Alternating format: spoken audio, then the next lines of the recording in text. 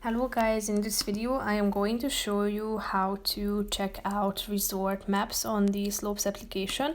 But first I just want to mention, don't forget to subscribe to my channel because at 10,000 subscribers I am going to show you my whole YouTube revenue statistics and growth strategy, how to make money online. So let's jump into it. First of all, open the app on your phone. After that you should tap on the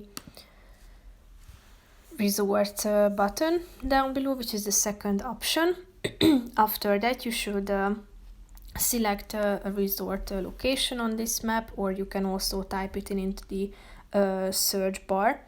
And if you scroll down you can also check out the nearby resorts. The bookmarked resorts have a distinct section for them, and here you can find the popular resort. So if you tap on one of them you will be able to get to know it either on the map. If you tap on it you can zoom in to check it out. You can add it to your bookmark section by tapping on the bookmark icon.